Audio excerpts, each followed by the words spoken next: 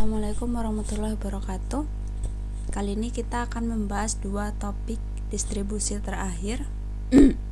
Untuk kemudian nanti kita akan mulai masuk ke materi uji parameternya. Nah, di sini dua topik aja, yaitu distribusi sampling dan distribusi T.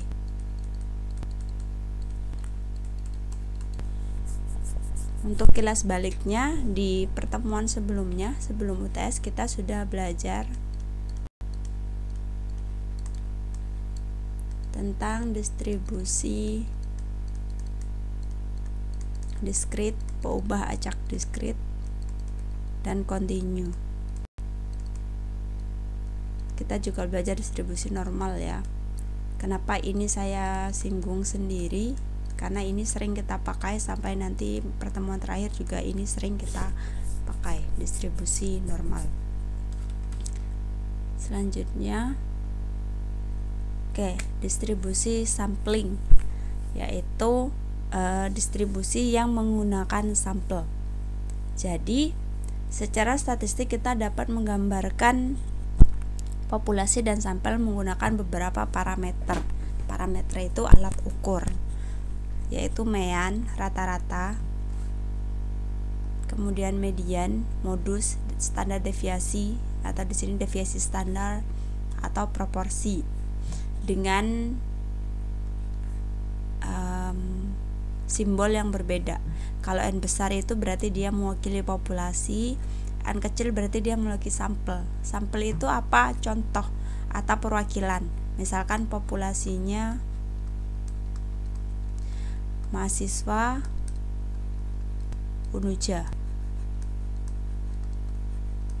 maka sampelnya, sebentar nih terlalu besar,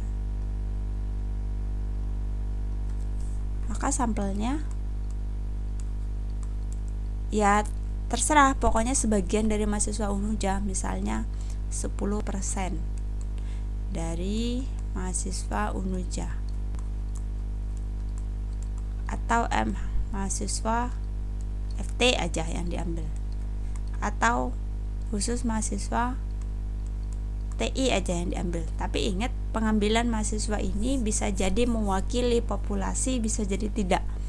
Kalau hanya mahasiswa FT atau mahasiswa TI, dia jadi sampel memang, karena dia ada di dalam populasi kan. Ini populasi, nah di dalamnya itu ada sampel. Jadi memang pengambilan sampelnya harus yang merupakan anggota populasi, tidak boleh di luar itu. Tapi tidak selalu sampel ini bisa mewakili populasi, seperti mahasiswa FT atau mahasiswa TI. Kan ada mahasiswa lain dengan karakteristik yang sangat berbeda, misalkan mahasiswa PAI atau mahasiswa keperawatan kebinadan, yang lingkup mata kuliahnya itu, rumpun keilmuannya itu sangat berbeda. Otomatis karakter mahasiswanya sudah pasti berbeda. Lah anak TI dengan anak RPL dengan anak IF aja mungkin berbeda, walaupun sama-sama di rumpun fakultas teknik gitu. Jadi kadang ini tidak mewakili. Tapi kalau 10% mahasiswa Unuja, bisa jadi ini mewakili kalau nanti diuji homogenitasnya cocok gitu ya. Jadi sampel itu ketika kita mengambil sebagian anggota dari populasi untuk dijadikan perwakilan gitu. Nah, ada beberapa parameter populasi. Ini misalnya ukuran populasi. Nah, statistik sampel itu apa? Ini adalah alat ukur yang kita menghitung sampel. Kita menghitung sampel, tapi niatnya kita itu mau mengkaji populasi. Misalkan kita mencari rata-rata sampel. Kita mencari rata-rata sampel, rata-rata 10% Unuja. Tapi niatnya itu mau tahu rata-rata populasi sebenarnya. Gitu. Jadi kita kan mahasiswa Unuja terlalu besar kan, terlalu besar dan butuh waktu lama untuk mencari datanya gitu. Jadi ya udah ambil sampelnya aja, 10% aja yang didata, rata-ratanya gitu. Itulah namanya distribusi sampling. Kita menguji sampel aja untuk kemudian mengambil kesimpulan terhadap rata-rata gitu. Itu adalah pengambilan parameter. Nah, distribusi sampling ini penarikan sampel. Penelitian dengan menggunakan sampel digunakan jika populasi terlalu besar, seperti tadi. Kalau populasinya terlalu besar, misalnya mahasiswa Unuja, atau misalnya lebih besar lagi, penduduk bumi atau penduduk Indonesia. Kalau kalian dengar ada data di suka ada data di TV atau di media-media, penduduk Indonesia rata-rata suka sekali makan Indomie. Penduduk Indonesia memiliki penghasilan di antara sekian sampai sekian. Itu sebenarnya tidak diambil dari mendata semua penduduk, tidak, karena buang-buang waktu sebenarnya kalau kita mendata semua penduduk Indonesia, tapi diambil sampelnya aja, hanya diambil sebagian sampel yang kira-kira bisa mewakili penduduk Indonesia, kira-kira bisa mewakili populasi. Jadi ketika populasinya terlalu besar tapi karakternya homogen, maka bisa gitu diambil hanya sampel aja. Kemudian pengambilan sampel ini juga dilakukan ketika pengujiannya bersifat destruktif. Destruktif itu seperti apa? Misal penelitian menguji antibiotik baru atau COVID misalnya. Contoh, COVID misalnya. Pengujian vaksin COVID. Ini kan berbahaya ya, sifatnya destruktif. Dalam artian apa? Ada resiko ketika ternyata pengujiannya gagal, ketika ternyata penelitiannya gagal. Bisa jadi bukannya malah sembuh tapi justru tambah sakit atau bahkan meninggal gitu. Maka ini tidak mungkin kita menguji vaksin baru ini ke semua orang, tapi hanya 1-2 perwakilan saja dengan karakteristik yang dia mewakili semua orang. Misal keadaan sehat atau keadaan terkena COVID gitu. Kalau kita bahas vaksin berarti harus dalam keadaan sehat ya. Tapi kalau pengujian keadaan sehat misalnya. Tapi kalau pengujian obat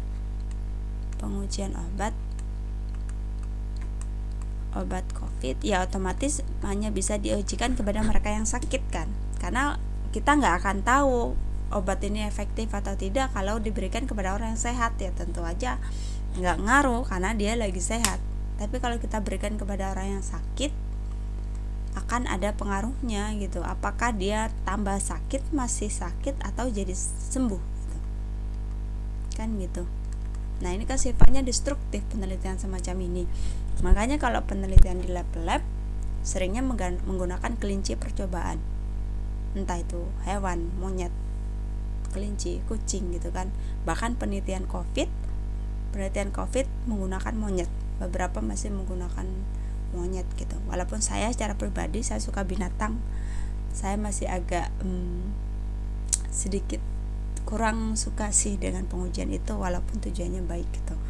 Makanya memang harus hati-hati banget dan harus benar-benar dipastikan bahwa persiapannya sudah benar-benar matang agar hewan-hewan yang mati itu tidak sia-sia gitu. Kemudian penelitian dengan populasi besar namun heterogen membutuhkan sensus. Misalnya sensus penduduk. Kalau sensus penduduk memang tujuannya kita mau data satu persatu. Kita butuh data satu persatu orangnya memang kalau untuk sensus, karena untuk keperluan rekap data. Nah kalau seperti itu, dan kebetulan memang heterogen kan, biasanya nama yang diambil di sensus kan nama, kemudian tanggal lahir, pekerjaan, itu kan sangat-sangat heterogen. Nama itu berapa sih yang sama gitu kan, nggak ada, dan itu kan satu persatu orang, otomatis dianggap orang yang berbeda.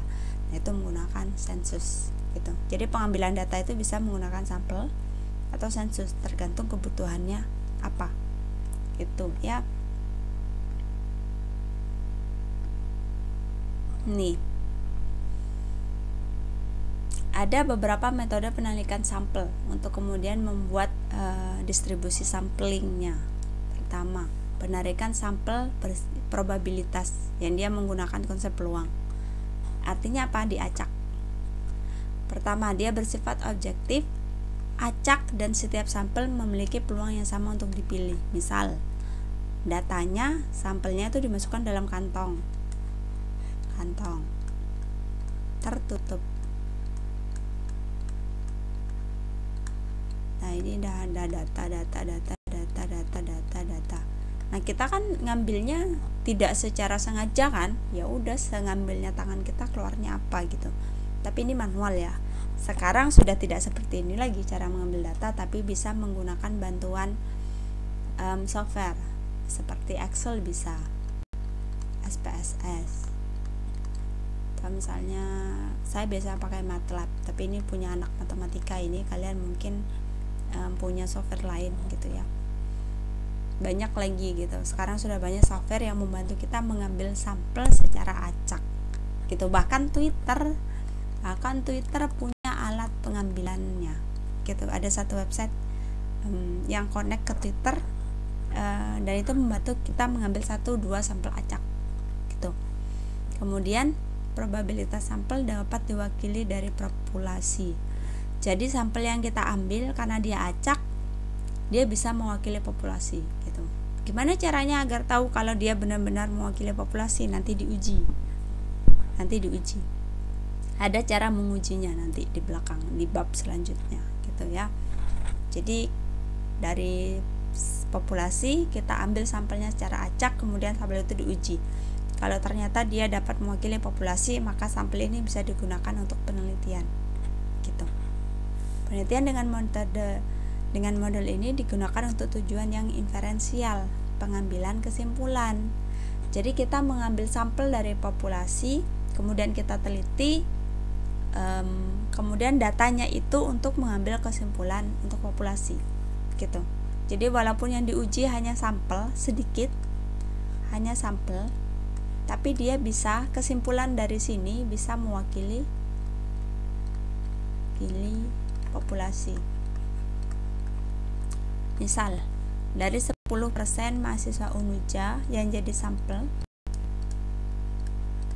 kita dapat simpulkan bahwa mereka termasuk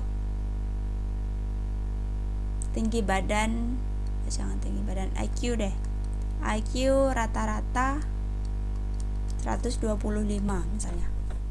Nah, karena dia mewakili populasi, maka saya bisa simpulkan IQ-nya mahasiswa Unuja itu 125 gitu.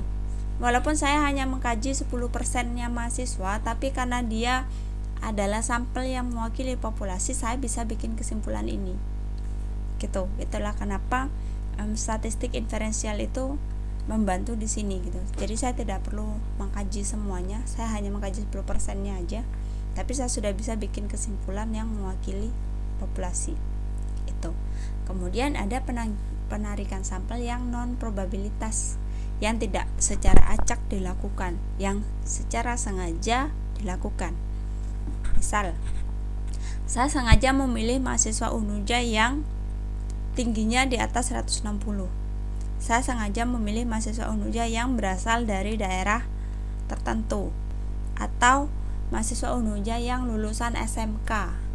Ada 1-2 sifat khusus yang membuat seseorang di Unuja itu saya pilih atau tidak gitu. Makanya di sini tidak ada gagasan populasi, tidak ada peluang untuk memilih pada setiap individu. Karena selama kamu sesuai kriteria, yang penting kamu lulusan SMK dan kamu mahasiswa Unuja, maka kamu akan saya ambil jadi sampel, berapapun itu gitu. Nah, ini statistik, namanya statistik non parameter atau non inferensial. Ini tidak digunakan untuk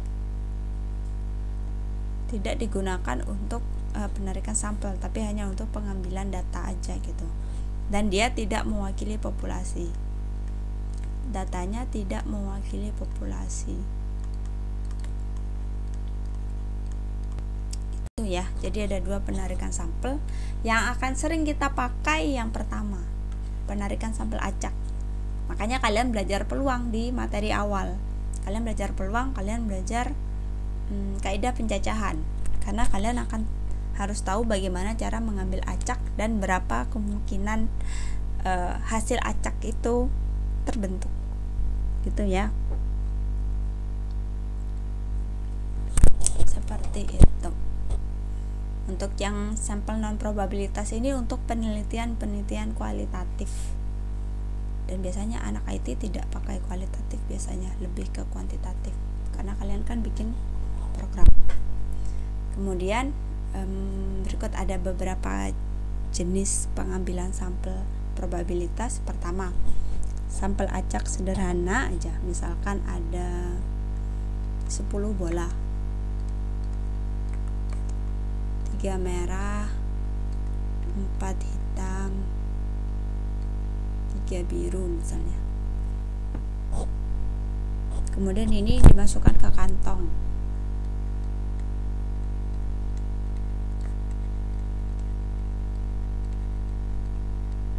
Lalu dipilih 4 bola acak.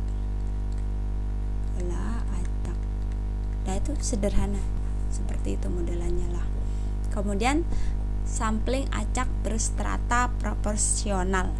Perhatikan, acak berstrata.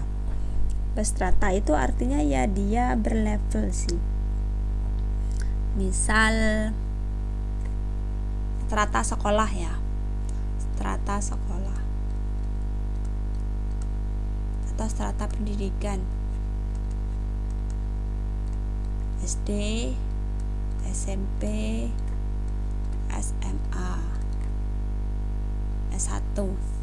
Proporsional artinya kalau SD diambil 1, SMP diambil 1, SMA diambil 1, S1 diambil 1. Proporsional. Kalau disproporsional ya SD-nya diambil 1, SMP diambil 2, SMA diambil 3, 1 diambil 4 orang misalnya, gitu. Dia berstrata, ada level-level datanya, tapi beda jumlah yang diambil, gitu. Itu aja bedanya. Kemudian pengambilan sampel klaster, misalnya per negara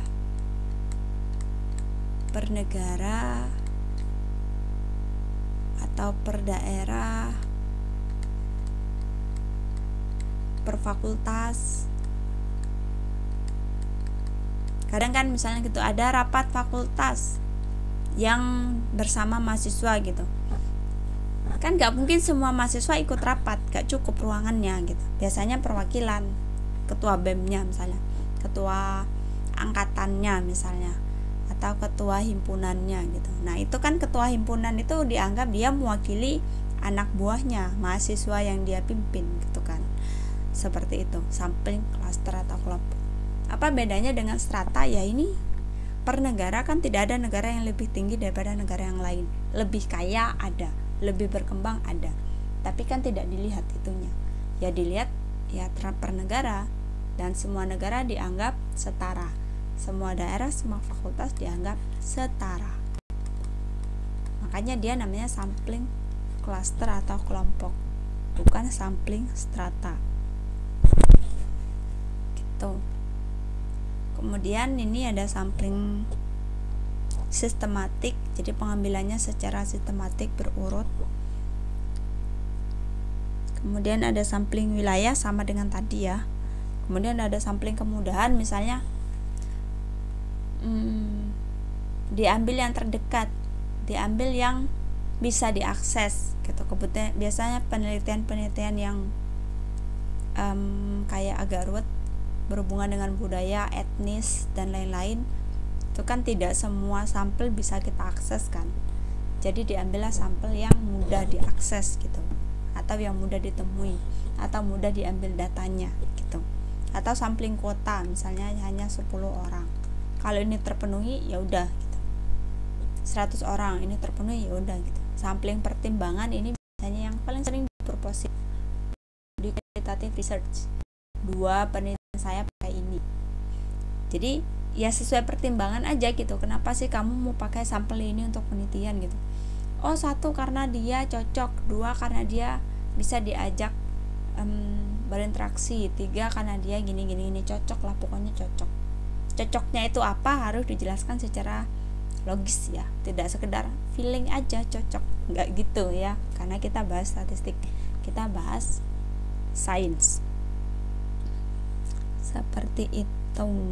Sistematik ini maksudnya ya sistemik ya, misalnya sensus penduduk itu kayak pengambilan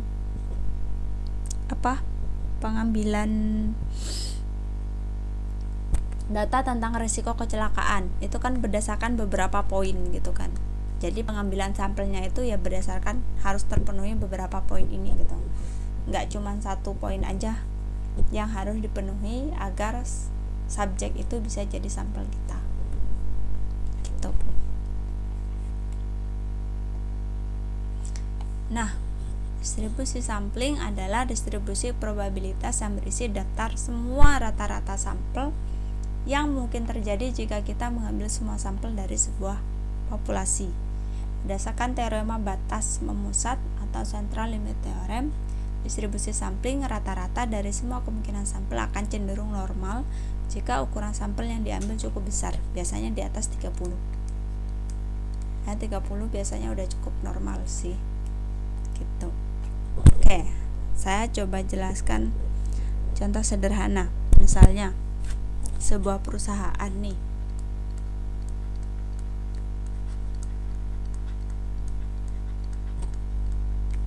memiliki data upah pegawai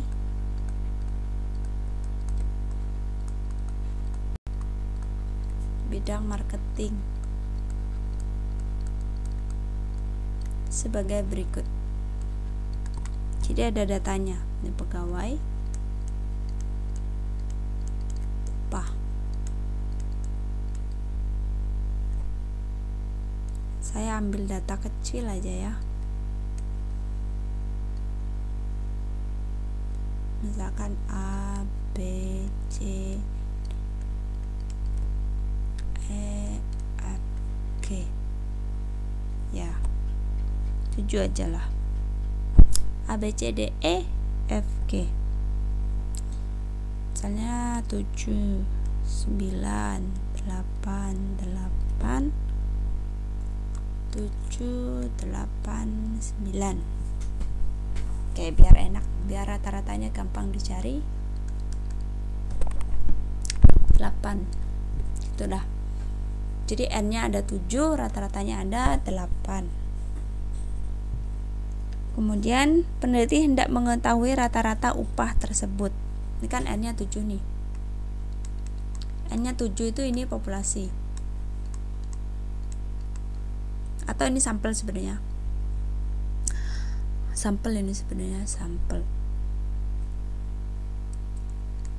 Karena dia kan mau,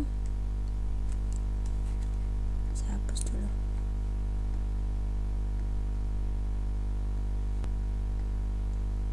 Karena kan dia ingin mengetahui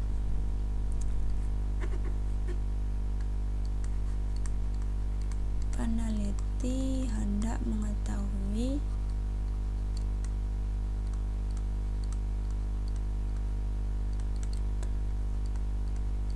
rata-rata gaji upah pegawai di perusahaan tersebut. Jadi pegawai di perusahaan populasinya ini adalah sampelnya. Data ini adalah sampelnya gitu, karena dia hanya di bidang marketing. Tapi kita ingin tahu apakah rata-rata gaji upah di bidang marketing ini sama dengan rata-rata gaji upah di perusahaan itu secara keseluruhan gitu. Kalau sama ya berarti sampel ini mewakili gitu. Kalau nggak sama ya udah beda gitu. Kalau kita mau cari pakai distribusi sampling, misal kita ini kan ada 7 nih, pokoknya ada 7, kita ambil 3 aja, hanya 4 deh, 4. Misalkan kita ambil 4 dari sini ya, berarti kita ambil hanya A, B, C, D, atau kita ambil B, C, D, E. atau A, D, E, F gitu. Kita ambil 4 aja dari 7 ini, kemudian kita cari rata-ratanya. Terus sampai banyak, sampai semua kemungkinan. Ingat kemarin kita belajar tentang permutasi, kombinasi. Ini kombinasi ya. Dari 7 mau diambil 4, ada berapa kemungkinan kombinasi berbeda yang terbentuk? Sebanyak itu. Kita cari rata-ratanya.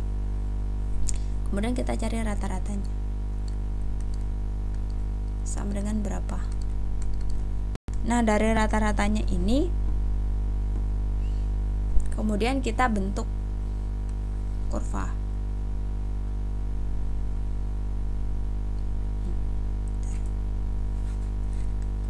Kita bentuk kurva. Apakah ini misalnya X1? Kemudian ini misalnya X2.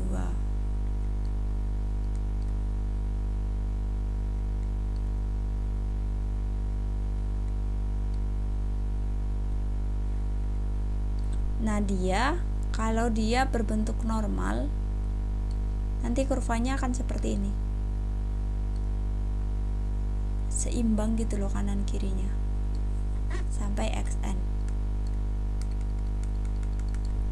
Kalau dia normal, berarti kalau dia nanti datanya berbentuk seperti ini, berarti rata-rata 8 ini mewakili perusahaan. Maka rata-rata upah pegawai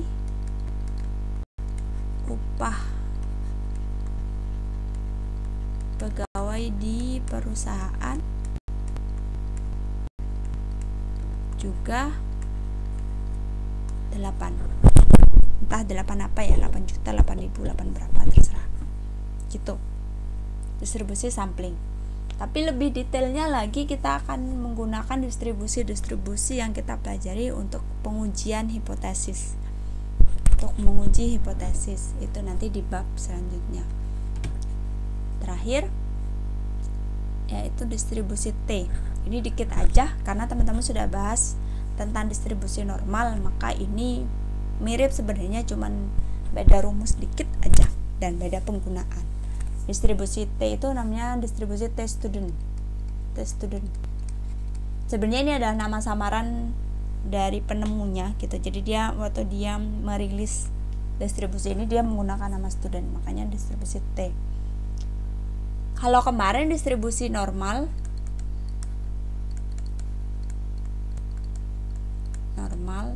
itu kan pakai Z ya. Z sama dengan X bar min mu per simpangan baku. Dan ini simpangan bakunya milik populasi.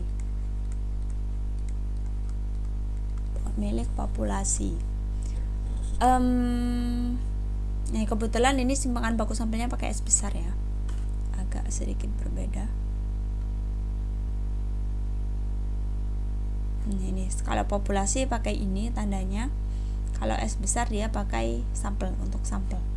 Nah, kadang ada kalanya sebuah data itu atau sebuah populasi itu tidak bisa diidentifikasi simpangan bakunya gitu.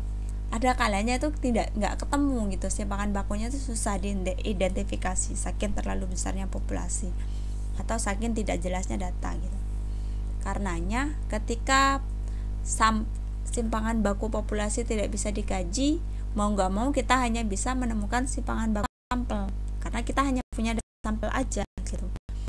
Nah, ketika dia hanya pakai data sampel, ya nggak apa-apa sih gitu, bisa aja, berarti distribusinya bukan Z, distribusinya T. Distribusi T ini ketika untuk simpangan baku populasi tidak ada, adanya hanya simpangan baku sampel gitu ceritanya. Sederhananya itu aja. Sekarang coba perhatikan, ada contoh soal. Ini bedanya dengan Z itu di tabelnya nanti beda. Tabelnya beda.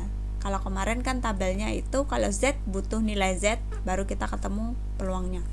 Kalau ini, kalau distribusi T pertama dia butuh DF, yaitu degree of freedom. degree of freedom itu n-1, kemudian butuh alfa. Ini alfa. Alfa itu adalah derajat kepercayaan atau bisa dibilang standar error juga. Itu yang dibutuhkan. Nanti minggu depan adalah akan jadi tugas apa itu alfa, apa itu degree of freedom, apa itu uji hipotesis, apa itu H0 H1. Itu akan jadi tugas, kalian harus pelajari sendiri dulu sebelum masuk ke mata kuliah. Gitu. Kita bahas soalnya. Bagian proses produksi memperkirakan bahwa rataan populasi dari suatu batch adalah 200 gram per kilogram. 200 gram per kilogram berarti ini rataan populasi ya, berarti dia mu 200. Dia melakukan sampling pada 20 batch setiap minggunya, berarti N-nya 20. Kemudian jika derajat kepercayaan yang diinginkan ini alfa dan rataan sampel sebesar 208,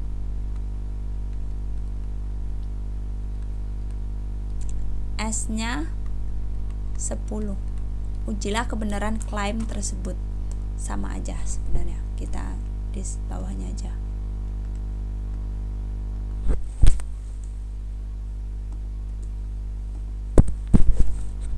Oke.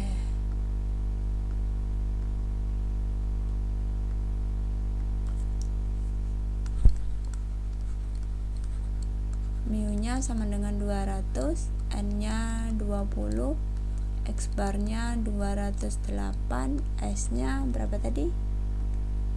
10 ya. S-nya 10.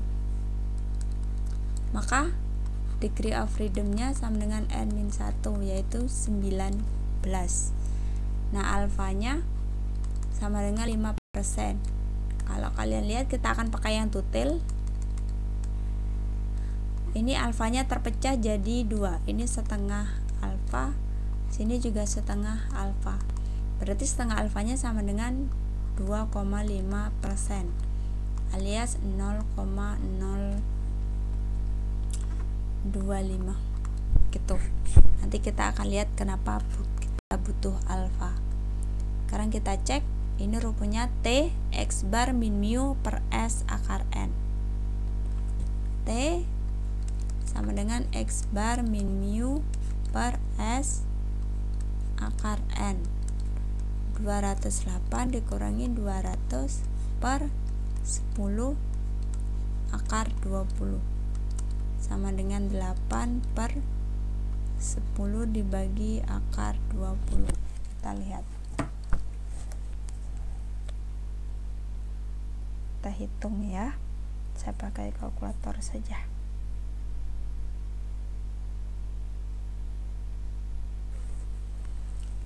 Ini 10 dibagi 4,47.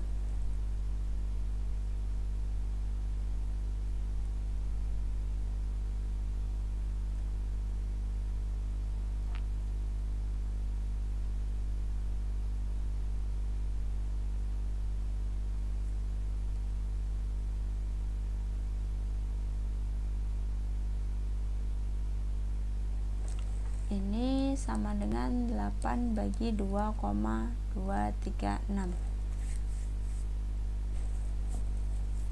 Berarti 8 dibagi 2,236 sama dengan 3,57. T-nya 3,57. Sekarang perhatikan tabel T-nya. Biasanya sini 3,57, 0,025, DF-nya 9.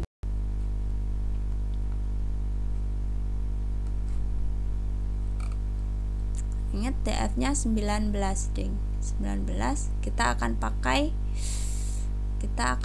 0,025 ya di sini berarti. 19 itu ini.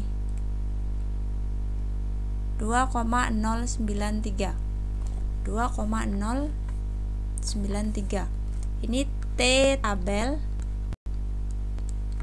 untuk alfa sama dengan 5%. Dengan DF sama dengan 19 itu berapa tadi? 2,093 sama dengan 2,093. Nah, ini tabel hitung. Tabel hitungnya tuh gini. Ini kan alfa nih. Ini simetri ya. Ini kan setengah alfa, ini setengah. Nah, batasnya tuh ini, berarti ini 2,093 min 2,093. Nah, ini ada di mana? Ini ada di sini. Kan 3,57 ya, ada di sini berarti. 3,57. Berarti dia ada di daerah 5%. Dia kebetulan ada di daerah 5% ya.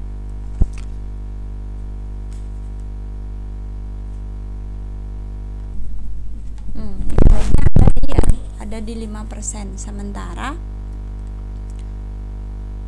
mana tadi soalnya?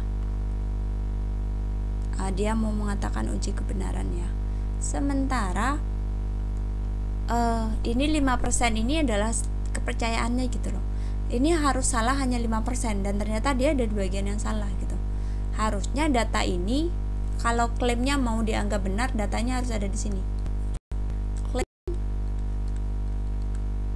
dianggap benar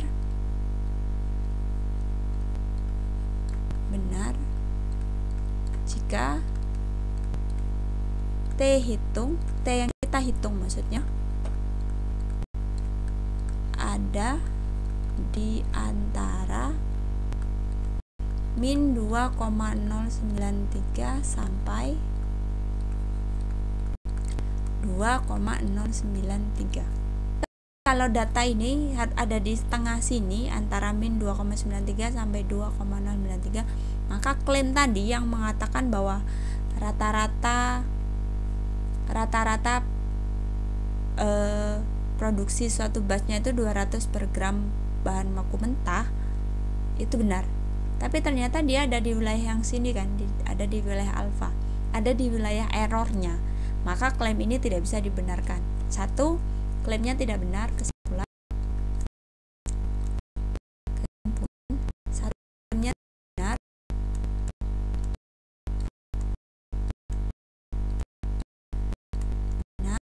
Dua, sampel tidak mewakili populasi.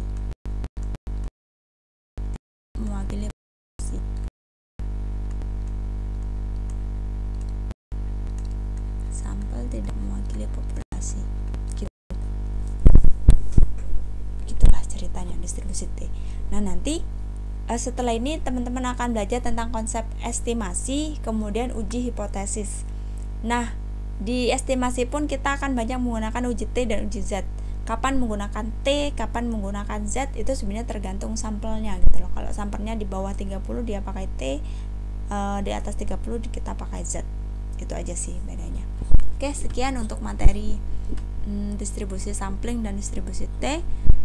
Sampai jumpa di materi selanjutnya. Assalamualaikum warahmatullahi wabarakatuh.